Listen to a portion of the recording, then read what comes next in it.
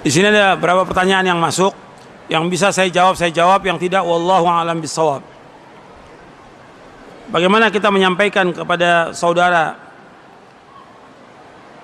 karena saya sendiri dimusuhi oleh saudara saya. Ya, antum harus sabar. Bab keluarga saya ada yang melakukan kesyirikan. Ya, antum harus sabar. Tetap dakwah tauhid harus jalan. Nggak boleh tinggal. Antum harus sabar. Sampaikan dengan cara yang baik. Ingatkan. Seperti yang disebutkan di sini, pakai jimat, pakai susuk. Ini nggak boleh. Nabi bersabda, Inna ruqa wa tamaima wa tiwalat syirkun. Sungguhnya ruqyah, jimat-jimat dan tangkal-tangkal itu syirik. Ya, sampaikan dengan cara yang baik dan doakan agar mereka dapat hidayah.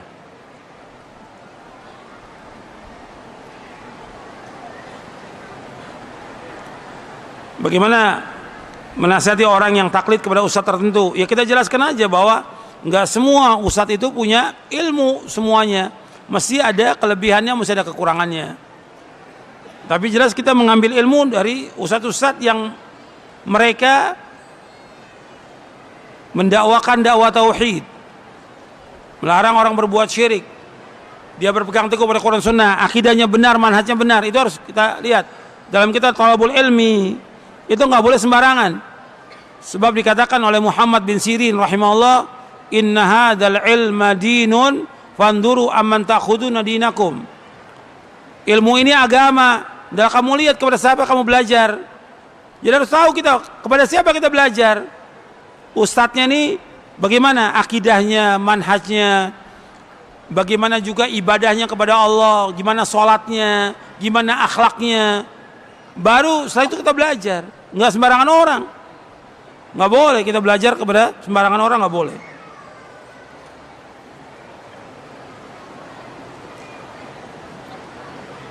Bagaimana kita menjelaskan kepada keluarga tentang amar ma'ruf munkar, sedangkan saya belum bisa. Ya, antum bisa berikan bukunya atau makalah-makalah yang diambil dari buku ini, satu lembar dikasihkan. Jangan semuanya, karena nggak akan bisa dibaca oleh dia. Kasih satu lembar, permasalahan apa yang dilakukan oleh keluarga kita, umpamanya kesyirikan atau minta-minta kepada selain Allah, jelaskan. Ambil satu makalah, antum fotokopi kasih. Satu lembar atau dua lembar, diingatkan. Dan samping itu antum doakan. Jelaskan, harus jelaskan. Nggak mesti semuanya harus dengan dalil karena antum belum mampu. Tapi tunjukkan kitabnya, tunjukkan bukunya, supaya mereka yakin dengan apa yang kita nasihati.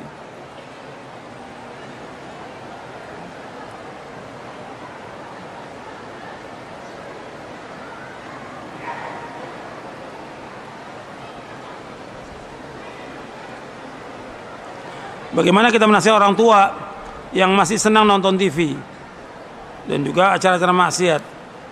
Ya, antum jelaskan dengan cara yang baik pada dia bahwa ini acara-acara ini nggak ada manfaatnya, buang-buang waktu. Bandingkan antara nonton TV dengan baca Quran, manfaat mana? Antara nonton TV dengan istighfar, antara nonton TV dengan baca buku, kan dapat ilmu. Kalau ini kan nggak dapat ilmu, nggak ada manfaatnya. Jadi perlu waktu dan sabar. Mungkin bagi orang tua itu, bagi dia hiburan. Bagi orang tua itu hiburan. Makanya kita perlu sabar, ingatkannya, dan perlu waktu. Nggak bisa langsung berubah. Karena apa? Dia nonton TV itu puluhan tahun, sama dengan melakukan bid'ah puluhan tahun. Antum mau robah dalam sehari nggak mungkin, dalam sepekan juga nggak mungkin. Perlu waktu. Antum juga berusaha bagaimana ngajak dia ngaji. Atau kalau juga dengan TV, gimana antum usahakan pasang parabola supaya bisa melihat TV roja. Itu solusi diantaranya. Dia lihat TV yang umum juga, tapi roja dilihat. Nanti bisa dibandingkan. Perlu waktu. Yang lama-kelamaan kita tutup tuh semuanya, kecuali roja aja atau Madinah, Mekah. Kan perlu waktu gitu.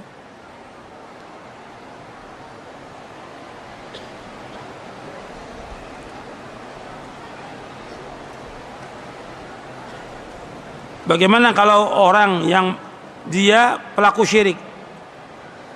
Kita boleh nggak jadi makmum? Antum tahu nggak dia melakukan syirik? Antum tahu nggak? Apa kata orang? Nggak boleh. Harus ada bukti, ada hujjah bahwa betul dia berbuat syirik dan nyata dia berbuat syirik, dari perkataannya, dari perbuatannya dia berbuat syirik. Kalau kita tahu berbuat syirik, antum nasihati dulu. Nasihati, dia kan masih muslim. Nasihati dengan cara yang baik. Antum ini datang ke dukun, antum pakai jimat, syariat Islam nggak boleh. Kalau kita dinasihati nggak mau juga, nggak boleh kita bermakmum dengan orang yang berbuat syirik, nggak boleh.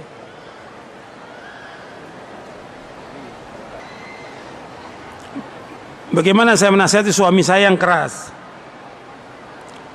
untuk dia bisa sabar dan ikut kajian? Yang paling tahu kan sifatnya ibu sendiri, ya. Yang pilih dia jadi suami ibu sendiri kan. Yang milih jadi suami ibu sendiri. Sudah terjadi, harus sabar, harus sabar. Mesti ada kebaikannya di situ. Nggak mungkin nggak ada kebaikannya. Setiap sifat yang jelek itu memang harus dirubah. Sama seperti seorang suami, ada istrinya yang dia kurang suka dari tabiatnya, mesti ada kebaikan padanya. Pasti ada kekurangan, tapi terus berusaha menasihati dengan cara yang baik dan doakan dia agar dia bisa berubah. Dan pada para suami juga nggak boleh dia punya sifat yang keras atau dia diktator pada keluarganya, nggak boleh. Dia harus berlemah lembut kepada istrinya. Kan Nabi menasihati wastausu bin nisa'i khairan, dalam menasihati wanita dengan cara yang baik. Nabi suruh menasihati dengan cara yang baik pada wanita. Dan Allah menyuruh apa? Wa'ashiruhunna bil ma'ruf, bergaul dengan istri kamu dengan cara yang ma'ruf, dengan cara yang baik. Kalau ada yang nggak disukai padanya, mesti padanya ada kebaikan yang banyak, kata Allah. Wa in karihtumuhunna fa'asa an takrahu syai'an wa yaj'alallahu fihi khairan katsir. Kalau kamu nggak suka pada salah satu sifat istri kamu, Allah jadikan padanya kebaikan yang banyak. Ini Al-Quran, Allah sebutkan dalam surah An-Nisa.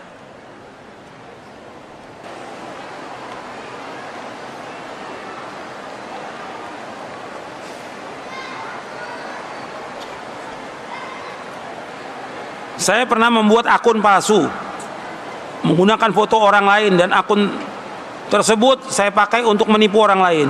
Ya antum dosa besar. Dosa besar. Bagaimana tobatnya? Ya antum minta maaf di akun tersebut bahwa ini bohong. Ini bohong. Antum jelaskan bahwa ini bohong, dan saya minta maaf kepada semua yang pernah membaca akun ini. Antum tobat kepada Allah, tobatan nasuha. La haula wala quwwata illa billah. Ada aja manusia ya. Dan antum sibuk dengan seperti ini, nggak ada manfaatnya sama sekali. Antum tinggalkan. Antum sibuk dengan Facebook, dengan yang lain-lain, nggak ada manfaatnya. Antum yang baik belajar, baca buku-buku yang bermanfaat, baca Al-Quran, antum baca tiap hari, antum lancarkan bacaannya, antum hafalkan, antum baca hadis Nabi, manfaat. Jangan sibuk dengan media sosial, nggak ada manfaatnya. Banyak orang-orang nggak berilmu sibuk dengan media sosial, atau orang berilmu aja sibuk dengan itu, nggak ada manfaatnya kalau dia sibuk. Kecuali kalau dia ingin menyampaikan nasihat kepada umat dengan dalil, dan sesuai dengan manhaj yang hak, sampaikan manfaat. Bagaimana hukumnya seorang ustadz atau dai atau kiai yang menerima amplop upah setelah dia dakwah atau mengisi kajian? Ini juga kalau kita lihat nggak ada di zaman Nabi SAW seperti ini. Nggak ada juga di zaman ulama salaf, juga nggak ada. Yang ada kan belakangan aja. Orang habis ngajar kasih amplop. Antum lihat ayat Al-Quran, semua nabi, semua rasul dakwanya tidak minta upah. Saya bacakan supaya antum juga paham. Karena ini satu kebiasaan, seolah-olah kalau nggak dikasih amplop nggak mau ngajar lagi, nggak mau dakwah lagi. Kita lihat kisahnya para nabi ya. Antum lihat di surah Al-An'am dulu, Al-An'am. Setelah Allah menceritakan para nabi dalam surah Al-An'am ayat 84, 85, 86, 87. Setelah itu Allah menyebutkan tentang petunjuk mereka yang kita ikuti. Kemudian Allah menyuruh kita untuk mengikuti mereka. Kata Allah di ayat 90-nya, antum lihat di ayat 90-nya. Ulaikal ladzina hadallah fabihudahu muqtadi qul la as'alukum 'alaihi ajra in huwa illa dzikrul alamin. Mereka adalah orang-orang yang Allah berikan petunjuk, maka ikutilah petunjuk mereka, para nabi itu. Katakanlah, aku nggak minta upah atas dakwahku ini, aku nggak minta nggak minta upah atas dakwaku. Ini merupakan peringatan untuk sekalian alam. Jadi nggak boleh minta upah dalam dakwah, nggak boleh. Dan juga panitia jangan sibuk ngumpulin duit buat ustadznya.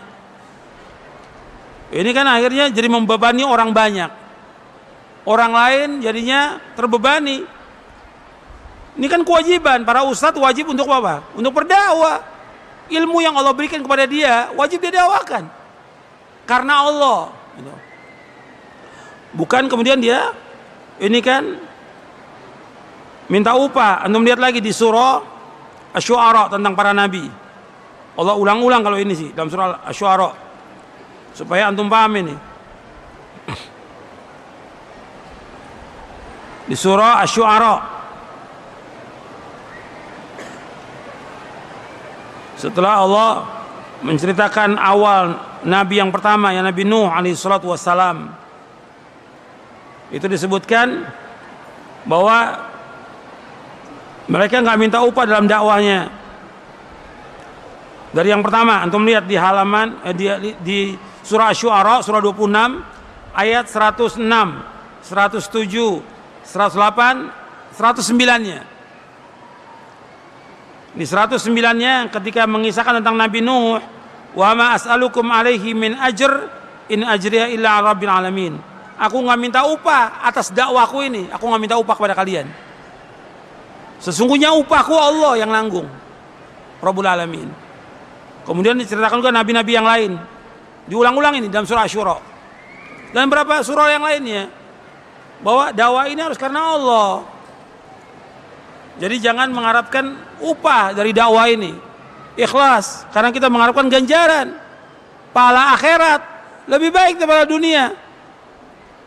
Kalau orang niatnya dia tujuan dari dakwahnya untuk dapat uang, dapat duit, dapat materi, yang nggak dapat ganjaran. Dan ini termasuk apa? Termasuk apa? Kalau antum lihat di kitab Tauhid, ini termasuk syirik.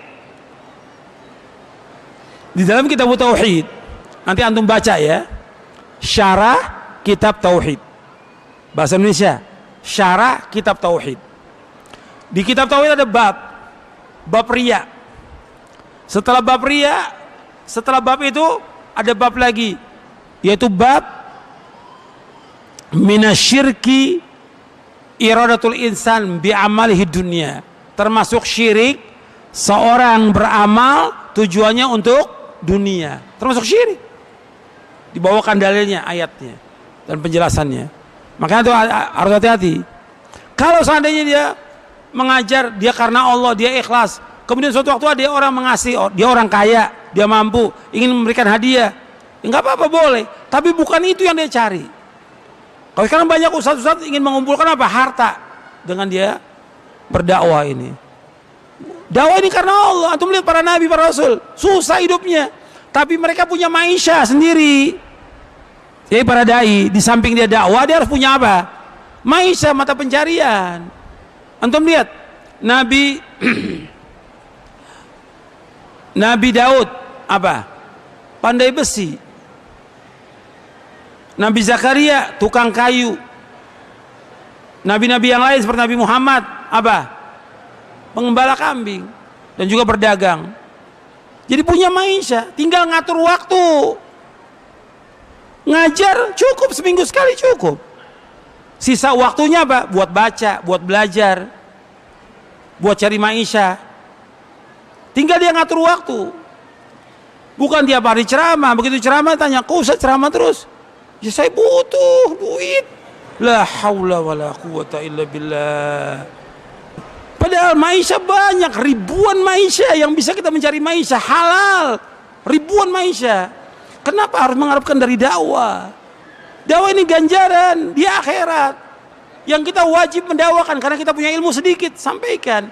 Kata Imam Abu Aliyah, alim majjanan kama ulimta majjanan. Ajarkan manusia dengan gratis sebagaimana kamu dapat ilmu dengan gratis. Ajarkan karena Allah dan nikmat.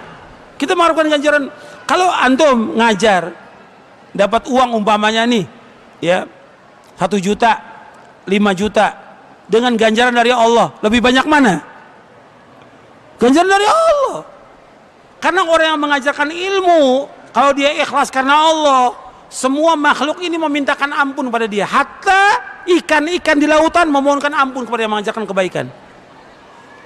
Keutamaan gak ini? Belum ganjarannya, belum pahalanya, belum yang lain. Dan didoakan kebaikan oleh semua makhluk. Kenapa mengharapkan dunia? Jadi ini harus diperhatikan yang seperti ini. Kecuali kalau memang ada dia ngajar di pondok yang dia nggak punya maisha kecuali itu, yang memang yayasan atau juga ada orang kaya atau pemerintah memberikan gaji untuk dia, nggak apa-apa, boleh, secara hukum syari boleh. Seperti yang terjadi di Timur Tengah. Kalau di Timur Tengah itu kan imam-imam atau para ulamanya jadi gaji oleh pemerintah, nggak ada masalah, boleh gitu. Tapi tetap dia harus mendakwakan dengan apa? Ikhlas karena Allah. Tetap itu keikhlasan harus jaga itu. Jangan mengharapkan sesuatu.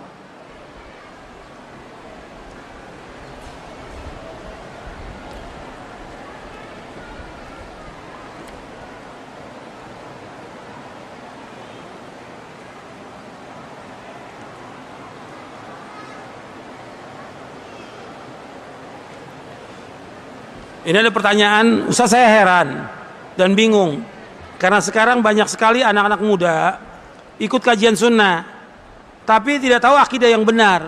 Bukan tidak tahu akidah yang benar, tidak tahu juga manhaj yang benar, nggak tahu manhajnya. Karena mereka ikut pengajian di sana sini. Contohnya masih ikut dan dengar kajian dari ustadz yang berakidah sufi, Asy'ariyah. Mohon nasihatnya. Jadi bukan sekedar dia tidak ngerti akidah, tapi juga dia nggak ngerti manhaj.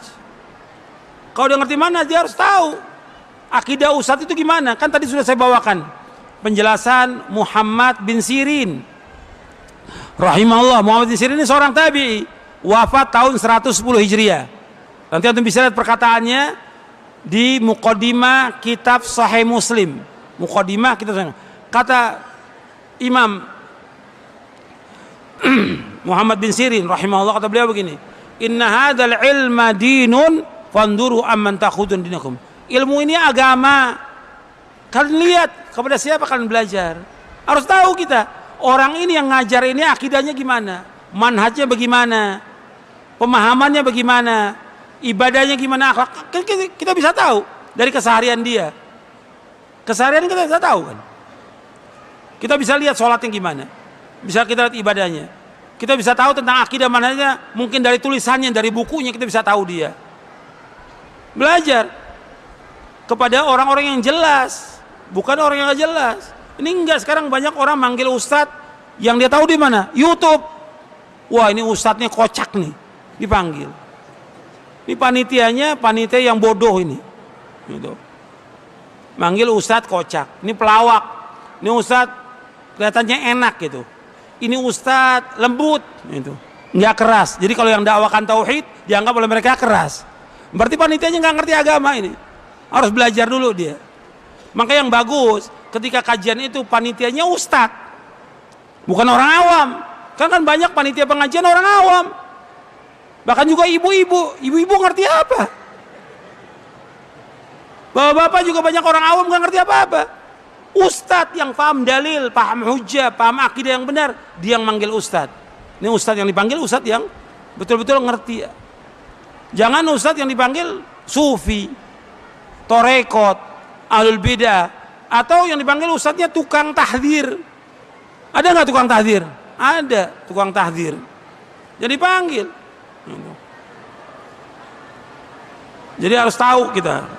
Makanya antum bertanya kepada ustadz yang paham.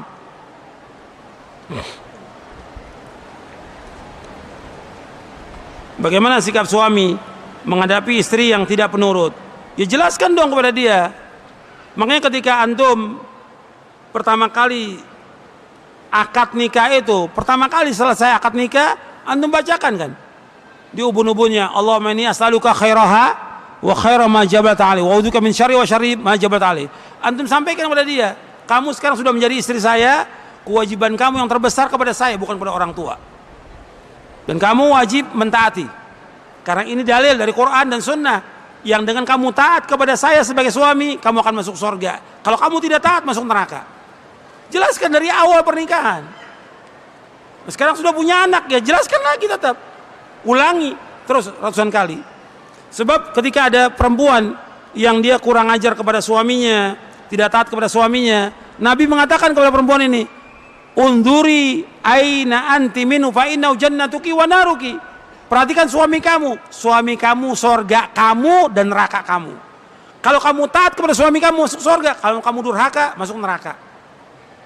Ancamannya keras. Jadi harus jelaskan kepada istri, dia wajib taat kepada suaminya, nggak boleh kurang ajar. Karena jalannya dia menuju sorga dengan ketaatan dia kepada suaminya. Ini harus didengar nih oleh semua wanita. Dan tidak berat. Tugas wanita nggak berat. Dia wajib mengurus rumah tangganya dan mengurus anak-anaknya. Itulah jihadnya dia. Di samping juga jihadnya dia adalah umrah dan haji. Nggak ada perang bagi wanita. Karena dengan dia taat kepada suaminya masuk sorga. Sampai Nabi menyebutkan dalam hadis yang sahih yang diriwayatkan oleh Imam Ahmad dan Imam Ibnu Hibban. Nabi bersabda SAW, "Idza shalatil mar'atu khamsaha wa shamat syahraha wa hasanat farjaha wa ata'at ba'laha dakhalatul jannah min abwabil jannati sya'at." Apabila seorang wanita salat yang 5 waktu, puasa di bulan Ramadan, dan dia menjaga kehormatannya dan taat kepada suaminya, maka dia masuk sorga dari pintu sorga mana saja yang dia kehendaki. Tuh ingat itu, ringan. Nabi sebutkan dia sholat yang 5 waktu, puasa Ramadan, dijaga kehormatannya, dia pakai jilbab yang sempurna dan dia menjaga dirinya. Dia tidak keluar rumah kemana-mana, dia harus dengan izin suami. Tidak ikhtilat dengan laki-laki, tidak bercampur dengan laki-laki. Dia jaga kehormatannya. Tidak ngobrol-ngobrol dengan laki-laki, tidak. Dia jaga kehormatannya. Yang keempat, wa ata'at ba'laha, dan dia taat kepada suaminya, dakhalatul jannah. Dia akan masuk surga min abwabil jannah, dari pintu surga lagi. Ini nikmat bagi wanita. Taat pada suami surga. Jadi jangan melawan pada suami, jangan kurang ajar. Bapak ada juga wanita yang kurang ajar pada suami, yang lawan suaminya. Bahkan nggak nurut, nggak boleh. Dia harus nurut pada suaminya. Dan dia harus sabar dengan sikap atau mungkin dengan sifat suami, harus sabar. Karena itu jalannya dia menuju surga.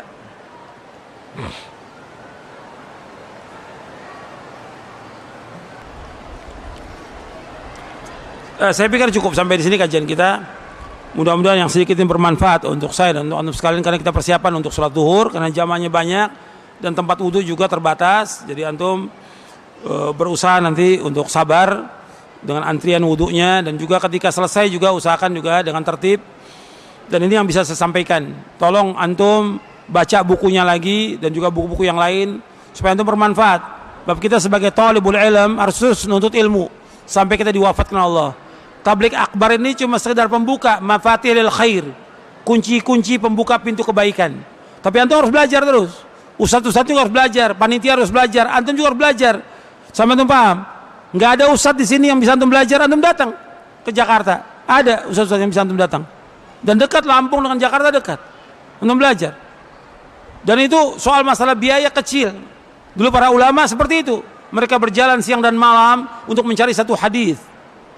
Belajar supaya kita dapat ilmu dan pelajari kitab-kitab akidah, kitab-kitab manhaj.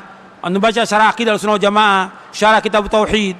Antum baca sifat wudu dan sifat salat Nabi dan yang lainnya. Antum baca supaya antum paham, ulangi lagi. Dan belajar kepada ustaz-ustaz yang jelas akidahnya, manhajnya, supaya antum mendapatkan ilmu yang bermanfaat.